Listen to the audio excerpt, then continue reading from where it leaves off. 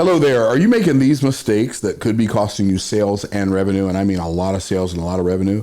I've discovered after coaching thousands of entrepreneurs in the arena of sales and marketing and business development and how to scale your business from zero to hero, I've discovered there are 5 huge, ginormous mistakes that most salespeople make that keep them from ever making a lot. And I'm going to help you avoid making those mistakes. There are 5 mistakes. On this video, I'm going to talk to you about one of them. And this is probably the biggest one that really holds people back the most. And that is, most people who are in sales think that selling is something you do to people and not something you do for them. So they think that selling is something you do to people and not something you do for them. And I am here to let you know that is a mistake. When we are selling, and we are selling something that does people good, the reality is we are not doing something to them, we're doing something for them. And what you deserve to do is you deserve to learn how to have that feeling that I am serving these people at the highest level, because the reality is if you don't, you're never going to feel good about it. See, it's interesting that all of us at some point in our lives got converted from being natural born salespeople to being natural born, I hate salespeople, right? And what do I mean by that? So if you think about it, people say, I'm not a natural born salesman, but the reality is everybody's a natural born salesman. Everybody's a natural born salesperson. When you're born, you can sell your mom on waking up in the middle of the night and picking you up and playing with you for 3 hours. Right? Little kids, they come to their parents, can I have a cookie? Not right now, honey. They come back 30 seconds later, can I have a cookie now? Right? And why? Because they don't have this negative neuroassociation to the idea of persuading somebody that I want what I want, right? And so hating sales is something you have to learn. We're all natural born salespeople. And I believe the number one reason people think that selling is something you do to people instead of something you do for people is because most people only remember the bad sales experiences. Like the good sales experiences are so good, they didn't feel like sales experiences. They just feel like you bought the thing that you wanted to buy. But a bad sales experience feels so yucky and so gross and so disgusting. You're like, I don't ever want anybody to do that to me again, and I would certainly not want to do that to somebody else. But the reason you felt that is because the person who put you through that horrible sales experience, they were terrible at selling. And so they made you feel like running away. They made you feel like telling them to go fly a kite or other things. And I'm telling you, that is the problem. So what do you have to do? What you have to do is you have to realize that if you understand that selling is something you do for people, in fact, I can prove it to you. Everything you've ever bought without exception, somebody sold it to you.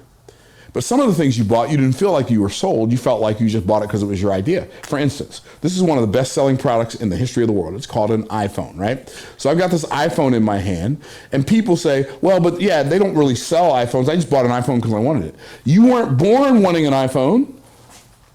You had to learn that somewhere.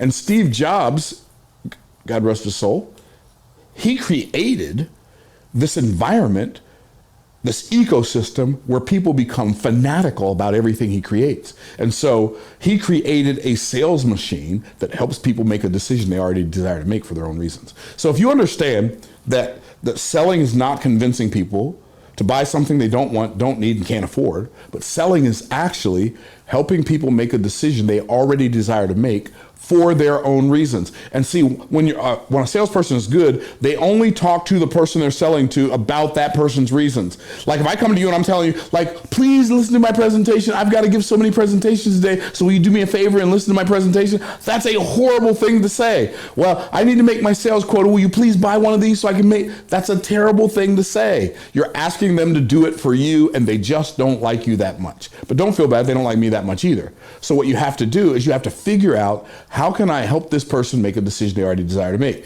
See, most people erroneously think, or mistakenly think, that sales is convincing people to buy something they don't want, don't need, and can't afford. But selling is not convincing. Selling is persuasion, and persuasion is the opposite. Raise your hand and say opposite, okay? Selling is the opposite of convincing. Persuasion is when I help somebody make a decision they already desire to make for their own reasons. Convincing is when I attempt to get you to make a decision that I desire you to make for my reasons. So let's focus on the person you're selling to, make the entire selling experience about them. And if you'll show up in the marketplace genuinely caring about people, I always tell my clients, my coaching clients, I tell them the main ingredient in a great sales experience, like in a great salesperson, is you got to love the people you sell to. You want a master key? You want a master key that'll open up the door of floodgates of sales for you? You got to love the people you sell to so much you will only sell them things that do them good. That'll change your life for the rest of your life. It'll change your sales career. And if it's not good for somebody to buy it, you don't sell it to them just so you can make some money. And so when you wrap your mind around that, and then you start thinking, okay, so how can I help somebody make a decision they already desire to make for their own reasons if I don't know what their reasons are?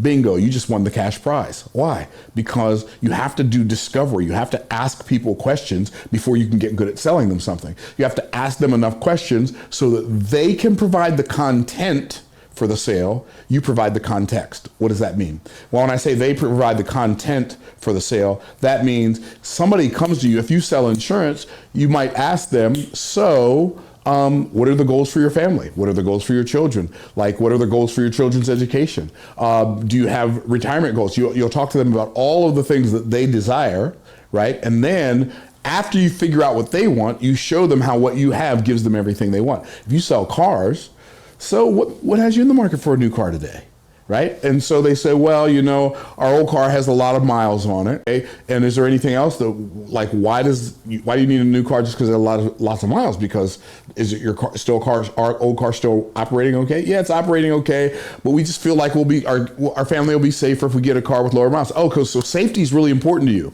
Yeah, safety is really important to me. And you keep asking them questions, and they keep giving you all of the things they're looking for. So when you present your offer in such a way that you're not just talking to them about your product. You're not just talking to them about all the pieces of your product. Well, you get this and this and this, and you get one in green and one in blue and two in red. You're not talking to them about your stuff. You're not talking to them about your person and how long your company's been in business. We've been in business for 75 years, and we focus on quality and genuine customer service. Like, that doesn't mean anything. That's just like, it's nothing.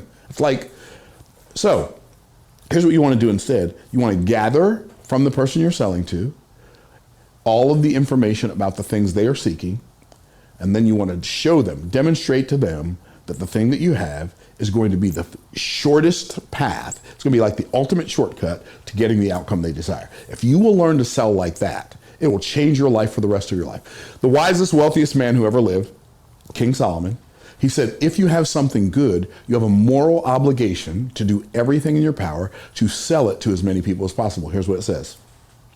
It says in Proverbs chapter number 11, verse number 26, it says, he that withholdeth the corn, it means grain, the people shall curse him, but blessing shall be upon the head of him that selleth it. So wrap your mind around this. If you have something good, grain, something that's going to sustain people's lives, if you have something good, you have a moral obligation to do everything in your power to sell it to as many people as possible. And if you don't sell it to them, they're going to curse you. But if you do sell it to them, they're going to bless you. Go out, become a blessing, sell as much as you can to as many people as you can, but only to the people it serves, and it will change your business for the rest of your life. My name is Myron Golden. It's been nice talking to you, and I'll look forward to seeing you on the next video so you can find out what the